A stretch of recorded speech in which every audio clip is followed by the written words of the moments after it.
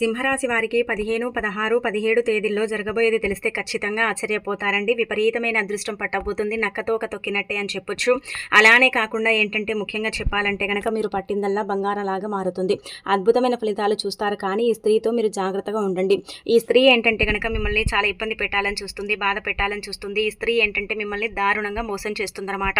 అంతా బాగుంటుంది కానీ ఈ స్త్రీతో ఏంటంటే గనక కొంచెం గొడవలు రావచ్చు, విభేదాలు ఏర్పడవచ్చు. అలానే కాకుండా కొంచెం ఏంటంటే మీరు నిందలు పడే అవకాశం కూడా ఉంటుందన్నమాట. ఆ స్త్రీ ఎవరు, ఎందుకు ఇలా చేస్తుంది, అసలు ఏం జరగబోతుంది, మీకు ఈ 3 రోజులు కూడా మీకు ఎలా ఉంటుంది అంతా కూడా ఇప్పుడు మనం వీడియోలో క్లుప్తంగా తెలుసుకుందాం. వీడియోని చివరి వరకు చూడండి. నచ్చితే లైక్ చేయండి. కొత్తగా చూస్తున్నట్టయితే సబ్స్క్రైబ్ చేసుకోండి. ఇక మనకేంటంటే సింహరాశి వారి గురించి మనం ఎంత చెప్పుకున్నా తక్కువే కదండి. చాలా మంచి మనస్తత్వాన్ని కలిగి ఉంటారు. చాలా మంచి వ్యక్తులు అనమాట. అందమైన మనసు ఉంటుంది, అందంగా ఉంటారు, అందరితో ప్రేమతో మాట్లాడుతూ ఉంటారు. అబద్ధాలు చెప్పటం కానీ, లేనిపోనివి చెప్పటం కానీ ఇలాంటివి అయితే వీళ్ళు చేయరండి. అంటే చాలా వరకు కూడా చెప్పాలంటే కనుక అందరినీ కలుపుకొని పోతారనమాట. అంటే భేద భావాలు చూడరు వీళ్ళు. మంచి మనస్తత్వంతో పాటు విశాలమైన హృదయం అనేది ఉంటుంది. హెల్పింగ్ నేచర్ కూడా ఉంటుందన్నమాట. కాకపోతే ఏంటంటే కనుక ఎంత మంచితనం ఉన్నప్పటికీ కూడా వీళ్ళకు కష్టాలు ఎక్కువగా ఉంటాయండి. అంటే ఒక కష్టం పోగానే ఇంకొక కష్టం వస్తూ ఉంటుంది. ఆ కష్టాల బారిన పడిపోతారు. ఆ కష్టాల బారిన పడిపోయి చాలా సఫర్ అవుతూ ఉంటారనమాట.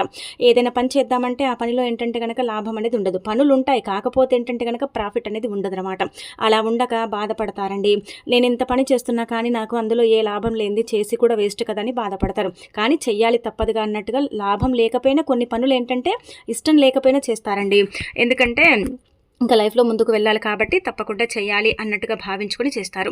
ఇంకొకటి ఏంటంటే డబ్బు ఉంటుందండి, కంటికి కనిపిస్తుంది. కాకపోతే ఏంటంటే కనుక అది నీళ్ళలాగా ఖర్చు అయిపోతుంది. ఎందుకు నా వెంట ఇలా జరుగుతుంది, నాకే ఎందుకు ఇలా అవుతుంది, నేనేం పాపం చేశాను అన్నట్టుగా ఏంటంటే బాధపడతారు. కానీ నాకు ఈ బాధ ఉంది, కష్టం ఉంది, ఈ యొక్క సమస్య నాకు వస్తుందని ఎవరితో పంచుకోరనమాట. అంటే చెప్పుకోరు. చెప్పుకోవటం వల్ల ఏం ప్రయోజనం, చెప్పుకోవటం వల్ల ఏం లాభం అని వీళ్ళు ఏంటంటే ఎవరితో చెప్పుకోరండి. నిజం చెప్పాలంటే కనుక ఒంటరిగా ఉన్నప్పుడు ఎక్కువగా ఆలోచిస్తూ ఉంటారండి. ఏంటంటే మైండ్లో అంతా కూడా వీళ్ళు ఒక్కరు ఉన్నప్పుడు కానీ ఒంటరిగా నిద్రించేటప్పుడు ఇలా ఏంటంటే కనుక ఎక్కువగా ఆలోచిస్తూ ఉంటారు. చాలా డీప్గా ఆలోచిస్తారు నిజం చెప్పాలంటే. అంటే నాకు ఇన్ని రోజులు ఈ కష్టాలు బాధలు ఎందుకు నాకు ఇలా జరుగుతుంది, ఎందుకు నా వెంట ఇలా అవుతుంది, అంటే నేను అనుకున్న గోల్ని రీచ్ అవ్వటం అంటే అవ్వనా, నేను లైఫ్లో ముందుకు వెళ్ళనా అన్నట్టు వీళ్ళకి వీళ్ళే ప్రశ్నించుకుంటారు. వీళ్ళకి వీళ్ళే బాధపడతారు, వీళ్ళకి వీళ్ళే ఏడుస్తారు. అలానే వీళ్ళకు వీళ్ళే సర్ది చెప్పుకుంటారు. మళ్ళీ అలానే వీళ్ళకి వీళ్ళే ఏంటంటే కనుక లైఫ్లో ముందుకు వెళ్ళాలనే సంకల్పం అనేది గట్టిగా ఉంటుందండి వీళ్ళ దగ్గర.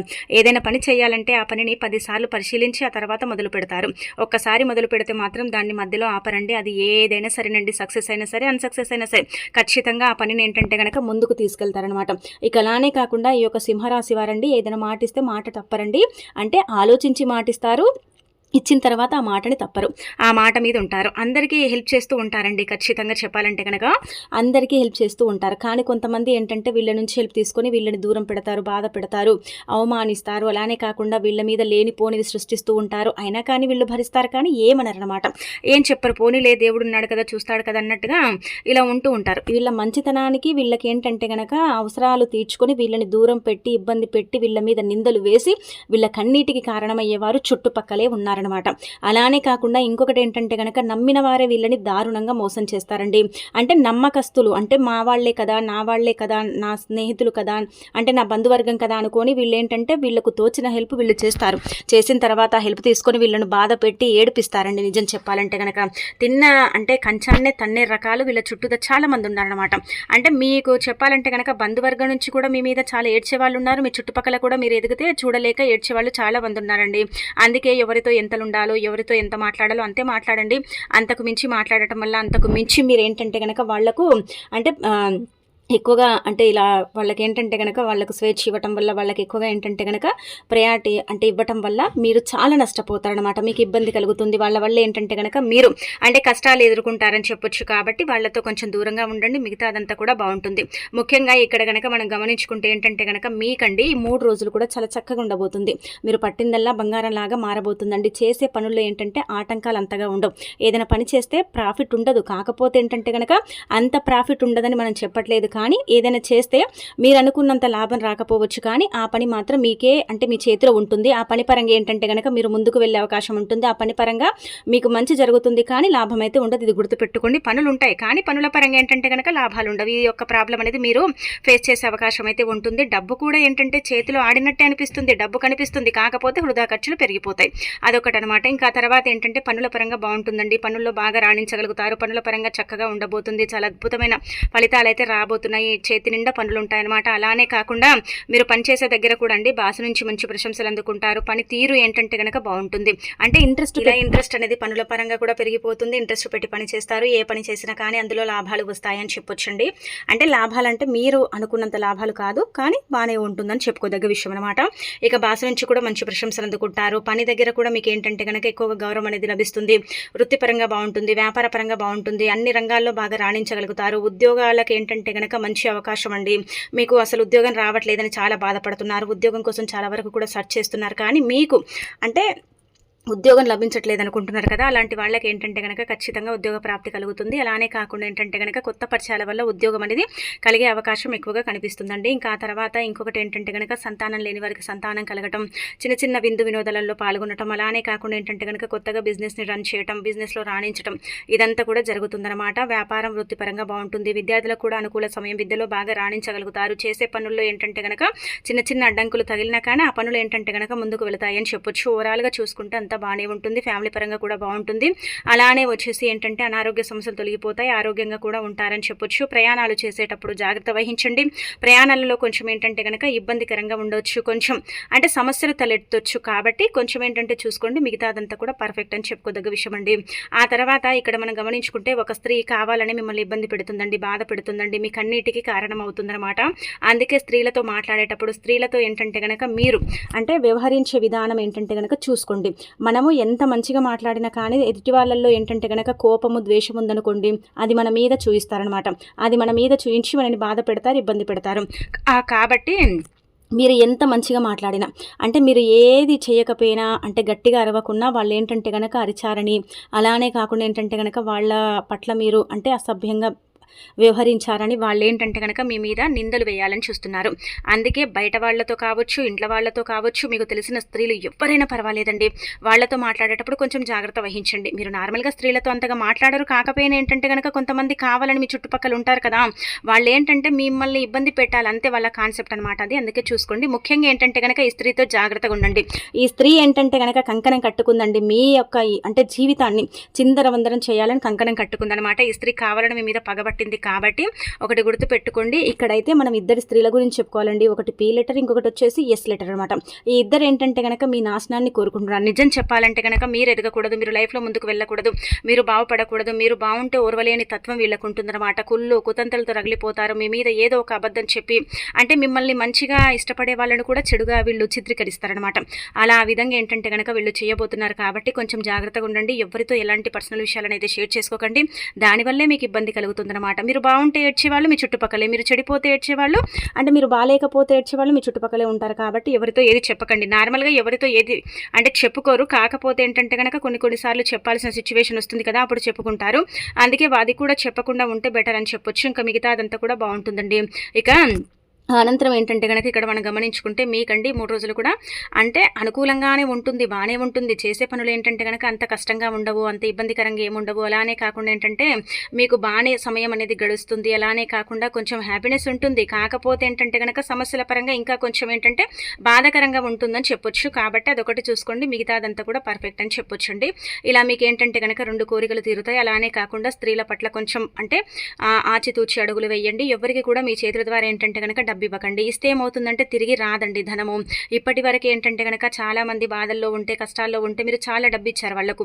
అంటే ఒక రకంగా చెప్పాలంటే కనుక హెల్ప్ చేయడానికి వాళ్ళకి డబ్బు ఇస్తారు. కానీ వాళ్ళు ఏంటంటే కనుక తీసుకొని మిమ్మల్ని బాధ పెడతారు, ఇబ్బంది పెడతారు. తిరిగి వాళ్ళు మీకు డబ్బు ఇవ్వరనమాట. అలా ఇవ్వక ఏంటంటే కనుక బాధ పెడతారని చెప్పొచ్చు. కాబట్టి మీరు ఎవ్వరికి డబ్బు ఇవ్వకండి. ఎవ్వరికి ఏంటంటే గనక డబ్బు ఇవ్వకపోవడం బెటర్ అని చెప్పొచ్చు.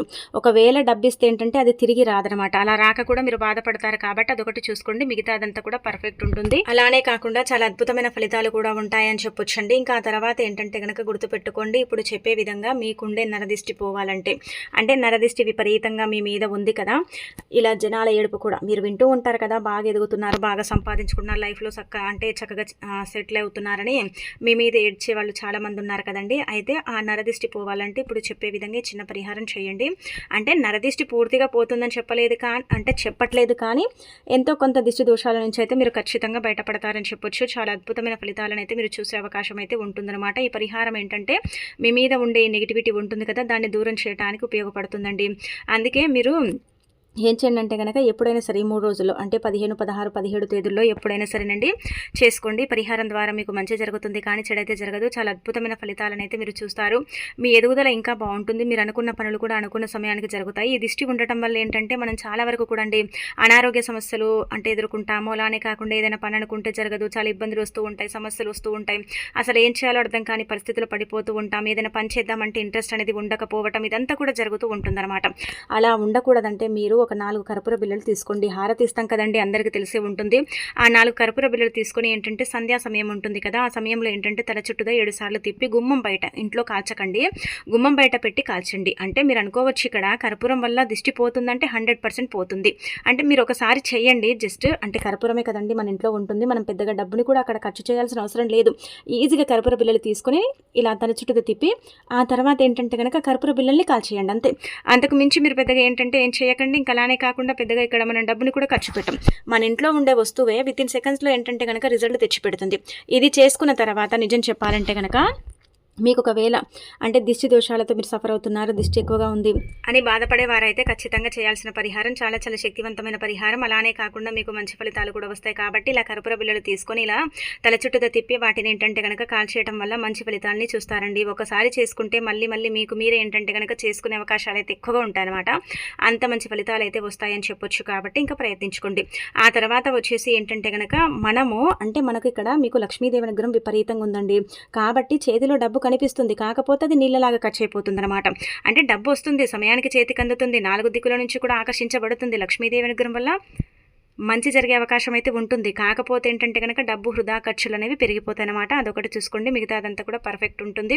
లక్ష్మీదేవి దయ వల్ల, లక్ష్మీదేవి అనుగ్రహం వల్ల, అంటే ధనానికి ఆది దేవత లక్ష్మీదేవి కాబట్టి లక్ష్మీదేవి అనుగ్రహం వల్ల మనకు మంచి జరుగుతుంది కానీ చెడైతే జరగదండి. చాలా వరకు కూడా మీకుండే నెగిటివిటీ కూడా పోతుందని చెప్పొచ్చు. అంటే కొంచెం అంటే చెప్పాలంటే కనుక పోయిన రోజుల కంటే ఈ రోజులు చాలా బెటర్గా ఉంటే చాలా మంచి అద్భుతాలను అయితే మీరు చూడగలుగుతారండి. ఇక ఆ తర్వాత వచ్చేసి ఈ నెంబర్ని రాసి మీ జేబులో పెట్టుకోండి. అంటే లక్ష్మీదేవి పటం ముందు పెట్టి ఆ తర్వాత ఏంటంటే కనుక మీ దగ్గర పెట్టుకుంటే డబ్బు రావటమే కానీ పోవటం అనేది జరగదనమాట. ధన ద్వారాలు అనేవి తెచ్చుకుంటాయి. ధనం అనేది ఏదో ఒక రకంగా మన దగ్గరికి ఆకర్షించబడుతుందన్నమాట. ఈ నెంబర్కి అంతటి శక్తి ఉంటుంది. ఈ నెంబరు చాలా చాలా పవర్ఫుల్ అని పురాణ గ్రంథాల్లో చెప్పబడుతుంది. అలానే కాకుండా ఇంకొకటి ఏంటంటే ఈ నెంబర్ మీకు పర్ఫెక్ట్గా పనిచేస్తుంది. ఈ నెంబర్ వల్ల మంచి జరుగుతుంది కానీ చెడైతే జరగదు. ఈ నెంబరు అంటే శక్తివంతమైనది. ఎలా శక్తివంతమైనది అంటే కనుక ఇది దైవానికి అంకితం చేయబడే నెంబరు. కొన్నిసార్లు ఏంటంటే డబ్బు చేతి నుండి ఉన్నా కానీ ఏంటంటే వృధా ఖర్చులు పెరిగిపోవటం, డబ్బు ఉన్నా కానీ ఏంటంటే సమస్యలు ఎక్కువగా రావటం, డబ్బు అనేది కంటికి కనిపించకపోవటం, ఇలాంటి సమస్యలతో మీరు బాధపడుతున్నారు. కావున ఈ యొక్క నెంబర్ ఏంటంటే న్యూమరాలజీ ప్రకారం కావచ్చు, విశ్వ ప్రకారం కావచ్చు, అత్యంత పవర్ఫుల్ నెంబర్ అనమాట. మనకు ఇలా పురాణాలలో చెప్పబడుతుందండి. అంకెశాస్త్ర ప్రకారం ఈ నెంబర్ ఏంటంటే కనుక సింహరాశి వారికి చక్కగా పనిచేస్తుంది. సింహరాశి వారికి ఏంటంటే కనుక అద్భుతాలు జరిగేలాగా చేస్తుందండి. అందుకే ఒక తెల్లని కాగితం తీసుకొని దాని మీద ఈ విధంగా రాసేసి ఏంటంటే మీరు పూజ గదిలో పెట్టండి, కాసేపు పెట్టుకొని ఆ తర్వాత మీ దగ్గర పెట్టుకోండి. అంటే పేపర్ మీద రాసుకోవటం ఒకవేళ ఇష్టం లేదండి మాకు అనుకుంటారు కదా, అలాంటి వాళ్ళు 10 రూపాయల నోటు కానీ 20 రూపాయల నోటు కానీ తీసేసుకొని కూడా రాసుకోవచ్చు. నమ్మకం అనేది ఉండాలి. ఒకటి గుర్తు పెట్టుకోండి, అంటే ఒకసారి రాసి మనము పర్సులో కానీ జేబులో కానీ పెట్టుకుంటే పదే దాన్ని అసలు తీయాల్సిన అవసరం లేదండి. అంటే ఇంకా మీరు వదిలేయండి, ఇంకా ఒకసారి పర్సులో పెడితే తీయాల్సిన అవసరం లేదనమాట. అందుకే మీరు ఏం చేయండి అంటే కనుక 10 రూపాయల నోటు పైన తెల్లని కాగితం పైన రెడ్ పెన్ను తీసుకోండి. రెడ్ పెన్ను తీసుకున్న అక్కడ 555, 888, 222 రాయండి. ఈ నెంబరు చాలా చాలా పవర్ఫుల్ అండి. ఈ నెంబర్కి అతీత శక్తులు ఉంటాయి. ఈ నెంబరు దైవానికి అంకితం చేయబడే నెంబరు. న్యూమరాలజీ ప్రకారం, విశ్వ ప్రకారం ఈ నెంబర్ ఏంటంటే కనుక మెరికల్ చేస్తుంది, మ్యాజిక్ లాగా పనిచేస్తుంది. ఈ నెంబర్ ధనాన్ని ఆకర్షిస్తుంది, రుణ బాధను తీసేస్తుంది.